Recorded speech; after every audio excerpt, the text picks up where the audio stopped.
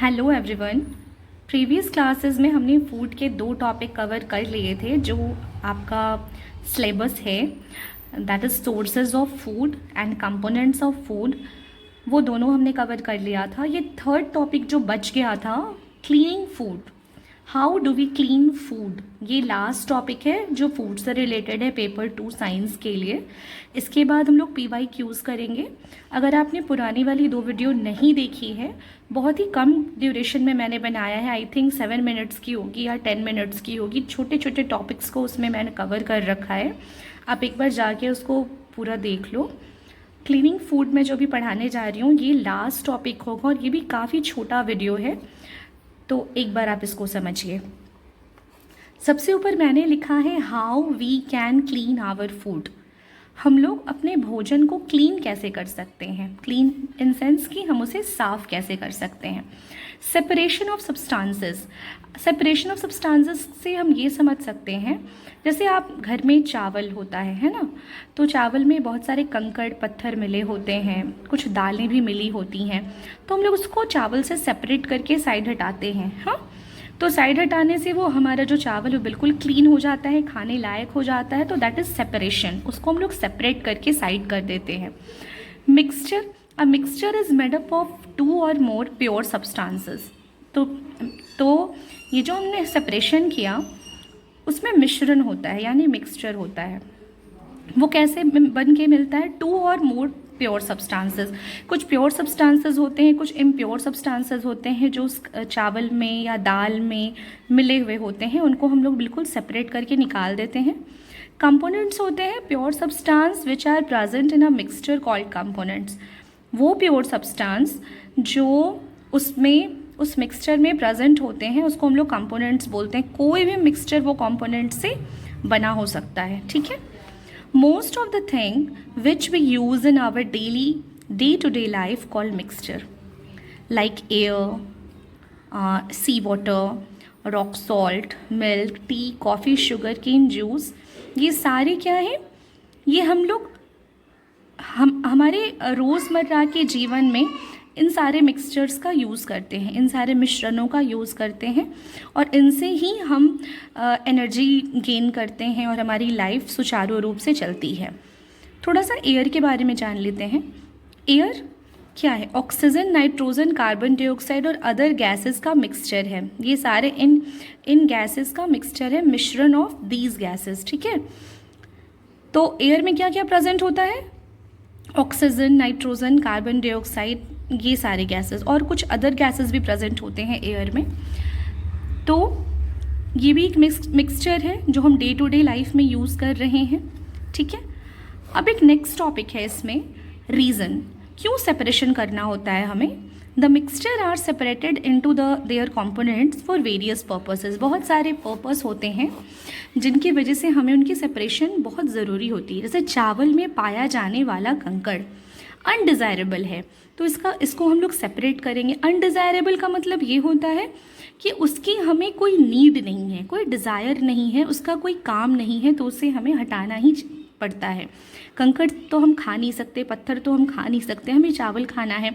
जो कि मैंने आपको शुरू में ही बताया कि सेपरेशन हम लोग उन्हीं सारी चीज़ों का करते हैं जिनका कोई यूज़ नहीं होता है। मिक्सचर ऑफ सब्सटेंसेस होते हैं, कुछ प्योर होते हैं, कुछ इम्प्योर होते हैं। तो रीज़न बस इतना सा ही है कि एग्जाम्पल में हम ये सोच सकते हैं कि चावल में पाया जाने वाला जो कंकड़ होता है वो अनडिज़ायरेबल है, जिसका कोई यूज़ नहीं है, जिसका हमें डिज़ायर मतलब क्या होता है, जिसका हमारा कोई काम हो, है ना, हमारे यूज़ का हो। नेक्स्ट टॉपिक है method of separation of mixture. अब ये मेन टॉपिक शुरू हुआ आपका यहाँ से, जो क्लीनिंग फूड में हमें पढ़ना है कि बहुत सारे मेथड्स होते हैं। उन मेथड्स से हम लोग भोजन को क्लीन करते हैं, साफ करते हैं। इनसे ज़्यादा क्वेश्चन पूछता है नहीं। तो अब हम लोग ये पढ़ेंगे कि वो मेथड क्या होता है। फर्स्ट मेथड है आपका थ्रेसिंग, ठीक है। Process in which stalks of wheat, paddy are bitten to separate grains, the stalks, and from the chaff cover that covers the grain, done by hand, help of the cattle by machine called thresher. इतना अगर ना समझ में आ रहा हो तो वैसे तो मैं समझाऊंगी, बट शॉर्ट में याद रखेंगे, थ्रेसिंग जो होता है ना, जो हम अनाज पीट पीट कर बाहर निकालते हैं, जैसे गेहूँ, धान, ठीक है, वो प्रोसेस जिसमें वीट को, पैडी को बिटन पीट पीट के सेपरेट किया जाता है और ग्रेन्स यानी कि जो हमारे अनाज हैं उनको अलग कर दिया जाता है फ्रॉम द स्टॉक। बहुत सारे स्टॉक में से अनाजों को बाहर कर दिया जाता है और जो अनडिज़ायरेबल चीज़ें होती हैं उनको साइड कर दिया जाता है, उसको हम लोग थ्रेसिंग करते हैं।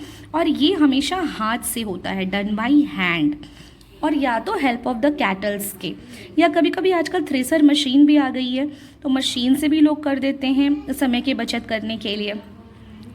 नेक्स्ट वन इज़ विनोइंग, इसको हम लोग क्या बोलते हैं, निष्पादन, ठीक है, separation husk from grain with the help of wind, हवा के द्वारा। कभी कभी आपने देखा होगा गांव में बहुत सारी महिलाएं जो होती हैं वो सूप में बहुत धान, ये आपके चावलों को, धान को रख के और वहाँ पर हवा से ऊपर ऊपर से सूप को हिलाती हैं तो भूसा अलग हो जाता है और उसमें का जो धान होता है वो अलग हो जाता है, उसको हम लोग विनोइंग बोलते हैं, भूसा अलग करना। हस्क लाइट होता है, ग्रेन्स हैवी होता है, तो जो हस्क होता है, जो भूसा होता है वो साइड हो जाता है और ग्रेन्स जो हैवी होता है वो अलग हो जाता है। विनोइंग बास्केट के यूज़ से भूसा हवा की हेल्प से वो गिर जाता है, ठीक है। तो विनोइंग आपने समझ लिया। थ्रेसिंग वो प्रोसेस है जो हम हैंड से करते हैं, पीट पीट के करते हैं। विनोइंग जो हवा की मदद से करते हैं, सेपरेशन करते हैं और भूसा अलग कर देते हैं। हैंड पिकिंग, ये तो आप सब जानते हो, हम अपने घरों में हैंड पिकिंग तो करते ही हैं। हस्त चयन, सेपरेशन अनडिजायरेबल सब्सटेंसेस, चावल के कंकड़ पत्थर हाथ से चुन चुन कर अलग करना, ये हैंड पिकिंग होता है, ठीक है। अब नेक्स्ट है सीविंग यानी चालना, separate those solid mixture which have different sizes. घर में सबके चलनी तो होती ही होगी, हम लोग चालते भी हैं। वो सॉलिड मिक्सचर जिसके डिफरेंट साइजेस होते हैं वो छलनी की मदद से वो अलग हो जाते हैं। छलनी से सेपरेट करना, जैसे आटा चालना, आटा हम जब चालते हैं तो उसमें बहुत सारी चीज़ें मिली हुई होती है, जो छन्नी की मदद से अगर हम उसको चालते हैं तो छन्नी में वो चीज़ें रह जाती हैं जो अनडिज़ायरेबल चीज़ें हैं और आटा हमारा नीचे चला जाता है जो हम यूज़ करते हैं। Sieving of course sand to obtain fine sand, कभी कभी बालू को भी आप चालते देखते होंगे कि छोटे छोटे जो बालू होते हैं उनमें बहुत सारे कंकड़ पत्थर मिले होते हैं, तो उनको हम चालते हैं तो कंकड़ पत्थर उस चलनी में रह जाते हैं और वो जो बालू होता है वो नीचे चला जाता है जो हमें यूज़ का होता है। नेक्स्ट वन इज़ अवसादन, मिश्रण में जल मिलाने पर भारी अवयवों का नीचे तल में बैठ जाना, जैसे चावल धोने पर ऊपर गंदा पानी और नीचे चावल, ठीक है। अवसादन किसको कहते हैं, जैसे हम चावल धो रहे हैं उसमें हम पानी मिलाते हैं चावल धोने के लिए, जो भारी अवयव होते हैं यानी जो हमारे चावल होते हैं वो नीचे चले जाते हैं और ऊपर में बहुत सारी गंदगी आ जाती है गंदे पानी के साथ, उसको हम लोग फेंक देते हैं। तो चावल धोने पर ऊपर का जो गंदा पानी होता है और नीचे जो चावल चले जाते हैं वो अवसादन कहलाते हैं, ठीक है। फिर है निस्तारण, अवसादित मिश्रण जो ऊपर था, यहाँ पे मैंने बताया अवसादन, तो वो अवसादित मिश्रण जो ऊपर था, मिट्टी वाला पानी, उसे बहा देना निस्तारण है। तो वो पानी जो हम बहा देते हैं वो निस्तारण है, बिना हिलाए बहाना है। जैसे चावल को हम लोग ऐसे ऐसे करके साफ़ किए, ऊपर में बहुत सारा मिट्टी वाला पानी आ गया, उसे बिना हिलाए बहा दिए, उसको हम लोग निस्तारण कहते हैं। अवसादन के प्रोसेस के तुरंत बाद निस्तारण का प्रोसेस होता है। अब है फिल्ट्रेशन, छननी से होगा, इसको हम लोग निस्दय भी कहते हैं। फिल्ट्रेशन तो आप सब जानते होंगे, सबके घर में पानी की फिल्ट्रेशन होती होगी, गंदगी हट जाता होगा और साफ़ सुथरा पानी हम पीते हैं, ठीक है। फिल्टर करना, साफ सफाई करना। अब है वाष्पन, जल को उसके वाष्प में परिवर्तित करने की क्रिया, हीट देकर।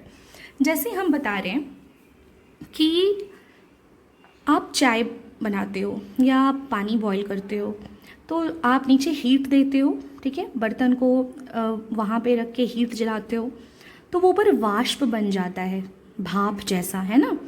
तो जल को उसके वाष्प में परिवर्तन करने की क्रिया को हम लोग क्या कहते हैं, वाष्पन, ठीक है। तो आपका अब क्लीनिंग ऑफ फूड जो चैप्टर था वो बिल्कुल ख़त्म हो गया। फूड का ये लास्ट टॉपिक था। अब कुछ भी हमें फूड में बचा नहीं है पढ़ने के लिए, जो हमें थ्योरीज़ पढ़नी होती है फूड की।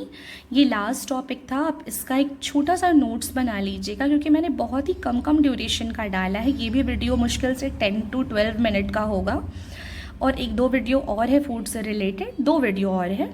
वो आपका मैं बता रही हूँ, आई थिंक एक 10 मिनट्स का होगा और ये 7 मिनट्स का होगा। आप मेरे प्लेलिस्ट में जाके चेक कर लीजिए। तीनों वीडियो आप एक साथ बैठ के देख लो, आधे घंटे में आपका फूड चैप्टर बिल्कुल कंप्लीट हो जाएगा।